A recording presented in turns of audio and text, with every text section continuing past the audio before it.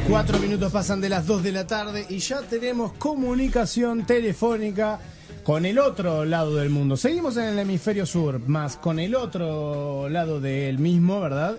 La otra punta del planeta, porque tenemos a nuestros amigos viajeros que ya están en línea. No sé con cuál de los dos vamos a arrancar hablando. Hola, buenas tardes. Buenas tardes, por ahí habla Nico y está acá Germán, así que arrancamos con Nico. Igual nosotros ya sabemos que ustedes se cambian, nadie se da cuenta porque tienen la voz igual, entonces para nosotros son o Germnico o Nicomán, no sé, habría que ver, pero por lo pronto arranca Nicolás. Nicomán suena más a superhéroe, ¿todo bien? Bien, muy bien. Bueno, ¿de qué vamos a hablar hoy? Yo tengo algún dato ya que me ha pasado acá Gonzalo, pero bueno, prefiero que se lo cuenten ustedes a la audiencia. Bueno, fue de Tahití como la vez pasada, llegamos a Australia y bueno, la idea es contar un poco lo que fue llegar a Australia, las primeras sensaciones y cómo arrancar a planificar y también a ejecutar el primer año de viaje. Nico, perdóname, ¿qué es lo que ustedes sabían de antemano de Australia, digamos? ¿Con qué elementos contaban? Más allá de lo que me imagino habrán investigado, de cómo era la mejor manera de llegar y todo eso, pero digo, en términos conceptuales, ¿qué sabían de Australia? Lo mismo que todos nosotros, Cocodrilo Dundee, Juegos Olímpicos, la medalla de Winnan, cosas que son importantes en Australia, ¿verdad? El teatro de la ópera de Sydney, ¿qué cosas sabían? Eso que detallaste y capaz que alguna cosa menos. Sabíamos que era un país que económicamente andaba bien, nuestra prioridad era ahorrar para poder viajar y si podíamos también sumarle mejorías en el inglés, hacerlo. Entre las opciones era la más tentadora y por eso fue que elegimos Australia. Y eso que decís de Winnan también es súper importante. Cuando llegamos el país nos estaba casi esperando. Y uno de los paseos que hicimos fue ir a la Villa Olímpica a ver todo y no solo encontramos que el ciclismo increíblemente no se jugó en la Villa Olímpica, sino que fue en otra pista de ciclismo, o sea que no pudimos visitar donde él ganó, sino que bueno, las menciones a él por todos lados, ¿no? Calle, me imagino. Costadito ahí, su medalla y nada más, pero un costadito glorioso de Australia. Claro, ¿cómo era esperable, verdad? ¿Cómo era esperable? Bueno, lo otro que uno se imagina de Australia es un país continente, ¿no? Con una diversidad enorme de climas, de diversidad geográfica, pero bueno, no sé si a ustedes les habrá dado tiempo para qué, ya nos contarán. Bueno, nosotros llegamos a Australia hace un año más o menos. Y sí, Australia es un mundo gigante, es un lugar totalmente cosmopolita, es una onda, o sea, nosotros llegamos a Sydney, que es la ciudad más importante, si bien no es la capital, y llegar a Sydney significa llegar al primer mundo, que nosotros no teníamos idea bien qué significaba, pero sabíamos que iba a ser algo bastante lejano de lo que nosotros podíamos vivir en Montevideo. Y sí, es una mezcla cultural descomunal para lo que nosotros estamos acostumbrados, es escuchar 6-7 idiomas todos los días, por lo menos, que están al nivel de importancia del inglés.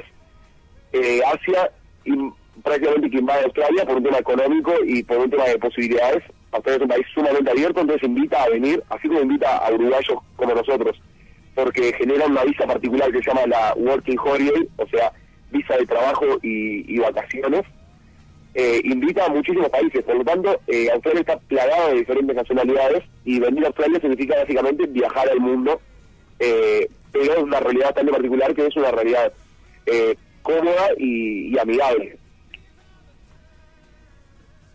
Claro, es un país interesantísimo, digamos, desde ese punto de vista. Sí, totalmente, o sea, escuchar distintos idiomas y intercambiar con gente de distintos países, obviamente que siempre enriquece, y está bueno eso. Nosotros llegamos de Montevideo y de repente ibas a conseguías un trabajo y volvías y tenías 10 compañeros de 8 países diferentes, y está bueno, no solo para nosotros que vamos a viajar, ir teniendo casitas por ahí por el mundo, sino que, claro, te enriquece, obviamente, escuchar gente diferente, no todo el tiempo estar pensando de repente en partidos de fútbol y extrañando el mate y el asado, sino conociendo cosas diferentes y obviamente entendiendo que un montón de países tienen cosas increíbles para ofrecer o para compartir, y está bueno también agarrarse cosas de otras culturas y salir un poco de ese como estereotipo de uruguayo en el que en el que pones todas las cosas que hacías en Uruguay por encima de cualquier otra costumbre, otra visión, y entender que obviamente lo mejor es agarrar lo mejor de todos, y ese intercambio te favorece a conocer. ¿Cómo funciona la captación esa, digamos? Porque es un lugar bastante, no quiero decir trasmano, digamos, pero es un rincón, si bien es cercano para Asia, para los asiáticos, digamos, para el resto del mundo, es como un lugar bastante remoto, digamos. ¿Cómo funciona esa captación para que la gente llegue a Australia? Y básicamente es el nivel económico, o sea, mucha de la gente que está ahí tiene visas de estudiantes, que ese es otro de los motivos. Nosotros en realidad no averiguamos puntualmente porque no vinimos con esos objetivos, pero hay teóricamente, por lo que vimos, hay un buen nivel de educación en las escuelas y universidades, y por eso gente elige venir a hacer siguientes grados después de universidad acá, y muchas visas de working holiday o visas de trabajo de gente que viene de repente de Europa, sobre todo de Europa Oriental y Asia, pero también encontramos sudamericanos y gente de Europa Occidental, la mayoría de los de Europa Occidental con visa de working holiday, es decir, 1 año o 2 años que vienen, ya sea a ahorrar para viajar o ni siquiera ahorrar, pero por lo menos están afuera de su casa, en un país seguro y bastante parecido a Europa, y con la guita que hacen en 2 o 3 días de laburo en la semana, pueden gastar bien cómodos en otros 4 días acá en cualquier lugar. Ese nombre Working Holiday, esa visa Working Holiday, es como que te predispone a una buena onda, digamos, de recepción. Uno le parece que es como la visa buena onda, que no la tienen todos los países, está claro. ¿Qué es lo primero que tiene que hacer alguien que de pronto está escuchando y dice, me dan ganas de ir a pasar una temporadita y conocer, intercambiar, ver cómo es? Voy a averiguar cómo es esto de la visa del Working Holiday para tener los permisos. ¿Qué es lo que tiene que hacer alguien? Bueno, los requisitos que tenés que tener para venir a Australia son bastante sencillos, o sea, no son muchos, pero son algunos que Australia exige para mantener lo que ellos llaman un nivel básico. O sea, hay países que te permiten a vos ir a trabajar o a visitarlo sin exigirte prácticamente nada, y esos países después, como Nueva Zelanda, por ejemplo, atraviesan algún tipo de problema que repercute básicamente en que va gente de todo el mundo, igual que Australia, pero que no tiene un filtro muy marcado. Australia te marca algunas cosas que tenés que tener. Desde Uruguay para ir a Australia tenés que tener 2 años de universidad terminados, tenés que tener un nivel de inglés básico que es bastante bajo, entre comillas, digo. Tenés que tener unos años de inglés, pero es bastante accesible, no te matan con el nivel de inglés. Para eso tenés que dar un examen internacional y tenés que tener una cuenta bancaria de garantía que no tiene por qué ser la tuya, pero sí alguien que te firme, ya sean tus viejos o alguien que te banque, que con un soporte de $7,000 como para tener unos fondos de garantía, que tampoco tienen por qué estar disponibles todo el año. Sí tienen que estar disponibles a la hora de aplicar a la visa. Y después tenés que hacer algunos trámites que son sencillos y son de carácter estatal, o sea, como ir y pedir tu certificado de buena conducta y algunas cosas bastante sencillas. O sea, básicamente esos son los requisitos. No son muchos requisitos, pero tampoco es tan sencillo. No es algo que esté al alcance de todo el mundo, digamos, ni tener 2 años de universidad, de estudios terciarios terminados, ni disponer, digamos, de una cuenta, ya sea propia o de alguien más, con $7,000, digamos. Pero si alguien tiene la suerte de tener eso, claro, bueno, es relativamente sencillo acceder. Lo que nosotros decimos es que no son requisitos tan exigentes, pero que no se pueden conseguir de un día para el otro. Es decir, si en el momento que te enterás que la visa anda en la vuelta, no tenés 2 años de universidad terminado, podés estar cerca eventualmente, pero no podés tomar esas decisiones con miras puestas en la visa. No podés decir, bueno, quiero irme a Australia Working Holiday y voy a hacer 2 años de universidad. O sea, suena bastante irreal creer que una persona va a hacer 2 años de facultad, claro, que no hizo antes para llegar a la visa. Lo mismo con el inglés. Bien, bueno, muy bien. Por ahí está. Entonces yo, por si había alguien que le interesara saber, ya saben más o menos por dónde puede empezar. Sí, eso es interesante porque además nosotros fuimos de los primeros que vinimos con esta visa, y si bien hay muchos uruguayos que fueron a Nueva Zelanda con Working Holiday, Australia tiene unos requisitos un poco diferentes, así que está bueno aclararlo. Y bueno, después de que llegamos a Sydney, a nosotros nos chocó un poco, además de esto que decía Germán de primer mundo, el tamaño de la ciudad y el movimiento. O sea, en Montevideo no estamos acostumbrados no solo a no tener tren y a no tener estos sistemas de transporte, sino a la cantidad de gente, a los tiempos que te lleva a veces llegar de un lado al otro, y eso fue un poco impactante. eso se sumó también a que nosotros llegábamos con necesidad de buscar trabajo, de buscar casa y como de meternos en una sociedad lo antes posible para empezar a jugar nuestro juego, que era ahorrar plata para poder viajar después. Bien. Y dentro digamos, de ese plan, ¿qué cosas han podido intercalar, verdad? O sea, saliendo de Sydney, que es el lugar al que pudieron ir ustedes. Nosotros como ciudades, en el año que estuvimos viviendo, vivimos 6 meses en Sydney y 6 meses en Melbourne. Esas son las dos grandes ciudades, son la más importante de Australia, y son las que nosotros decidimos experimentar, porque creíamos que era lo que más nos iba a enriquecer, y después íbamos a recorrer todo el resto del país paseando con los ingresos que habíamos generado ahí, pero para conocer y para vivir nosotros nos pareció que era lo más interesante. Después, eventos o cosas particulares que hemos hecho durante el año, hay varias, y como Australia es un país continente, como decías, nos ofrece cosas de lo más importante del mundo. Estuvimos en el Australian Open de tenis, estuvimos en el Gran Premio de Fórmula 1, que es el primer circuito que se recorre el Gran Premio, y estuvimos haciendo actividades así culturales y de paseo de todo tipo. ¿Y tomaron contacto con porque, no sé, yo obviamente está todo tenido del prejuicio y la poca información que tengo, pero sí se me ocurre que debe ser un país con una extensión natural muy grande, con mucho lugar donde uno puede entrar en contacto con la naturaleza y además de lo más diversa. ¿Pudieron salir de las ciudades, tanto de Melbourne como de Sydney? Sí, eso también es una locura, el hecho de que de repente vos contás los lugares donde estuviste y no son nombres de ciudades, que eso en Uruguay sorprende un poco, cuando decís fui a hacer algo importante en Australia o uno de los paseos que me marcó el viaje y no tienen atrás el respaldo de una ciudad grande, como por ejemplo, no sé, acá hay muchos parques nacionales, y hay uno que se llama Morisset Park, que está a un ratito nomás de Sydney, y ahí es donde hay canguros en vida silvestre, o sea que están en la de ellos, no es un parque que no tiene entrada ni nada, vos vas y llevas algo de comida y obviamente como todos los animales te hacen fiesta alrededor y está espectacular porque hay cientos de canguros por todos lados y son súper amigables y con la comida generas esa relación de que te acercan y te sacas fotos o podés de repente acariciarlos y tener como una relación y no estás ni en un zoológico ni en un parque en el que te cobran entrada y está todo armado, o el canguro con el que estás sacándote fotos y eso está entrenado porque vienen turistas, etcétera. Simplemente es un lugar en el que hay canguros al aire libre que están en la de ellos y que el gobierno de Australia lo cuida para que los turistas lleguen ahí, y está bueno eso, que al ser una ciudad continente y tener un montón de naturaleza, podés ir a lugares importantes sin que estén respaldados por un nombre de una ciudad o que tengas que hacer un gran viaje en avión y digas, bueno, llegué a tal lugar, acá voy a ver koalas, canguros y voy a estar un tiempo al aire libre. Eso está en todos lados, te vas un ratito de las grandes ciudades y enseguida estás en ese ambiente. Che, volvamos un segundo a la ciudad, porque lo otro que pienso también es que todo lo que sé o las imágenes que tengo es como de lugares tremendamente modernos, ¿no? Hay lugares viejos, digamos, que conserven esa cosa colonial, inglesa, de repente construcciones más antiguas, algún barrio más antiguo, porque todas las imágenes que me vienen a la cabeza son como de una Sydney muy moderna, ¿no? Con edificios muy modernos, infraestructura muy moderna. ¿Es todo así o conservan una parte de la vieja Australia?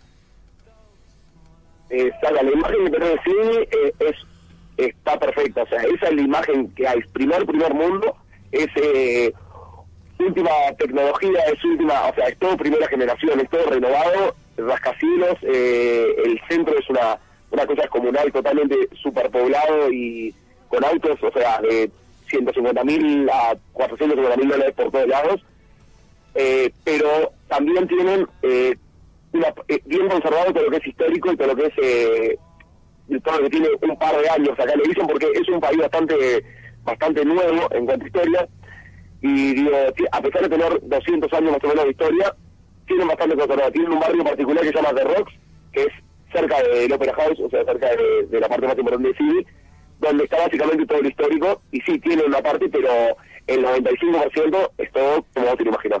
Bien, bueno, o sea que yo me imagino eso, como edificios espejados, Claro, rascacielos. es una ciudad bastante moderna. Digamos, es un país que debe tener la edad del nuestro, más o menos, ¿no? O sea, no. Tampoco es Dubái, digamos. Sí. Claro. Y bueno, lo que tiene ese lugar colonial es que acá se respeta mucho la historia, pero está bastante mechada con los inmigrantes, porque Australia en ese sentido no es hipócrita, digamos, en negar que es un país construido por inmigrantes y que por la historia que tiene, si las olas inmigratorias no hubieran existido, le hubiera costado mucho más desarrollarse y ir para adelante. Entonces hay muchos, por ejemplo, barrios o calles o incluso museos dedicados a la inmigración, o barrio italiano, o zona francesa, etcétera, etcétera. O sea, como que Australia es un lugar en ese sentido poco nacionalista, o que quizá en todos los sentidos. Después, es un país que no reniega de estar compuesto por muchos otros países adentro. También tengo el otro, digamos, que no sé, vos me confirmarás si eso es algo, digamos, si es una fantasía, si es un prejuicio que se ha extendido a través del tiempo y del espacio, de que Australia fuese como una especie de reservorio de presos ingleses de tiempo atrás, que bueno, que lo fueron llenando con gente que sacaban, ¿no?, de la isla y que los metían en esa otra isla más grande. ¿Esto es así? ¿Ellos tienen esa visión de sí mismos o esto es algo falso? En principio, mira, nosotros cuando llegamos dijimos, nos habrán mandado por esto mismo que está diciendo vos. Es un poco así, sí. Hay toda una llegada importante de presos y de personas como les llamaban ellos, de segunda categoría, que mandaban del viejo continente, o sea, Europa. Y también hay otra gran razón de ola migratoria que tiene que ver con el oro. En Australia hay muchísimo oro, en otros lugares de Australia, y todo lo que es la minería y la explotación del oro fueron la otra gran razón. O sea que las dos grandes razones fueron un poco gente que mandaban al principio, que son esas personas que vos nombrabas, más lo del oro que fue llegando, y después gente que fue empezando a decidir venir porque o le daban muchísimos beneficios por venirse a un lugar muy alejado, donde querían poblar, donde el Imperio Británico quería poblar, o donde se empezaron a enterar que acá se vivía muy bien y que había muchísimas posibilidades, y ahí sí empezaron ya a decidir las personas a venir por sí mismas. Entonces ahí Australia tuvo que hacer un cambio y empezar a controlar a todas esas personas que habían venido al principio, que eran bastante descontroladas, y tuvo que empezar a pensar un poco las cosas y a decir, bueno, ahora sí está empezando a llegar gente que no tiene un pasado criminal, lo que sea. Entonces las medidas que se tomaron al principio cuando se construyó el país fueron bastante drásticas, o sea, se tomaron medidas para marcar que las conductas ya no querían que sean como antes, bastante fuertes. Una de las cosas, para poner un ejemplo, es que las cárceles se ponían en el centro de la ciudad y en lugares como altos, acá no, digo, pero en Melbourne, donde nosotros estuvimos también viendo, las cárceles estaban en los lugares más centrales, como para decirle a toda la población, bueno, hasta ahora la historia de Australia era así, pero a partir de ahora queremos que sea de otra manera y estamos empezando a pensar ya en el futuro. Bien, bueno, muy bien. Bueno, nos vamos a comunicar el lunes que viene ya nos van a contar un poquito más del resto de Australia, y capaz que podemos volver también a Sydney y Melbourne, ¿por qué no? Pero nos van a seguir contando un poco, que es de este lugar en el que ya han recogido mucha experiencia, lógicamente, y además de que pueden ser cuentos interesantes, eso le puede servir a gente que puede estar escuchando y con ganas de emprender un viaje similar y que empiece a tener información, ¿no? Pero aquí tenemos algunos correos para leerles. Hay uno que dice, lo de la plata en la cuenta es lo menos complicado. Cuando yo fui a Nueva Zelanda, abrí una cuenta en el banco a mi nombre, con plata prestada, saqué un estado de cuenta, lo hice sellar por el banco y al otro día saqué la plata y la devolví. Uruguay tiene secreto bancario. Dato importante que le paso a quienes les vendo el paquete del que están hablando. Dice. O sea que no, en realidad tenés que conseguir el claro, dinero, que alguien que te lo preste, no es poco dinero. Pero acá alguien, por eso, en ese sentido, se deja a Australia con todos esos requisitos y la cuenta bancaria, yo también ofrezco un working holiday, dice Mariana, pero bueno, se pueden hacer estos truquitos entonces. Sí, nosotros conocemos también de gente que, por ejemplo, una persona le firma un poder con una fecha, digamos, no sé, ayer, yo te firmo un poder que digo que doy cuenta de que mis fondos están disponibles para que vos los uses, y hoy vos hoy me firmás un papel que dice que a través de este documento renunciaste a los fondos que te puse disponibles anteriormente. Y bueno, presentás el primer papel y la persona que te los prestó ya tiene la seguridad de que vos en realidad ya renunciaste a esos fondos. Claro. Pero bueno, son Uruguay son inteligencia, papá. que los uruguayos están encontrando. Pero sí, nosotros creemos que los 2 años de universidad y el nivel de inglés, que no es tan exigente, pero no lo podés conseguir de un día para el otro, son como los dos grandes filtros para para que venga gente que de alguna manera también pueda ser funcional al país, porque si bien Australia es un país solidario y abierto a los inmigrantes, es obvio que tiene sus intereses, y la cantidad de personal y de gente trabajando que hay a raíz de esas visas es importante. O sea, igual ellos, pues, ahí un poco me parece que la roban con eso del inglés, porque hasta donde yo he escuchado, el inglés que hablan en Australia y en Nueva Zelanda, yo creo que se parece más a cualquier otro idioma que al inglés propiamente dicho. Así que, digamos, alguien que habla bien inglés, incluso se le complica en esos lugares.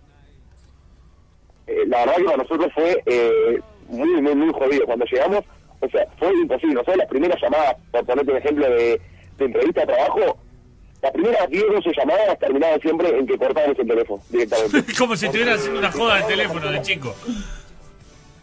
Sí, realmente, vos aplicabas ese trabajo, ¿no? Que además eran varios de los trabajos que no teníamos ningún tipo de experiencia, que en el currículum que me había mandado éramos una persona que tenía 12 años de experiencia. Entonces, nos llamaba una persona, nos empezaba a hablar.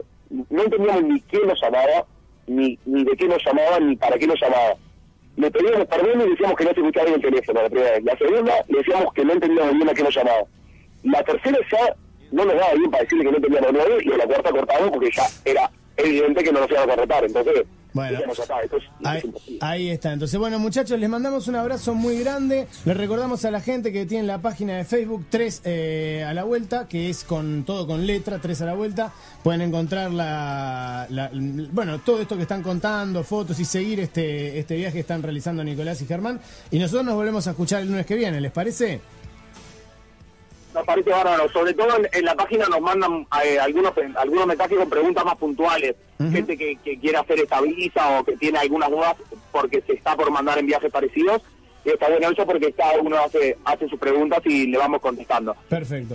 A la gente de Nueva Zelanda, que ya algunos nos mandaron para que los pasemos a visitar, que nos sigan mandando nomás, que tenemos días libres todavía.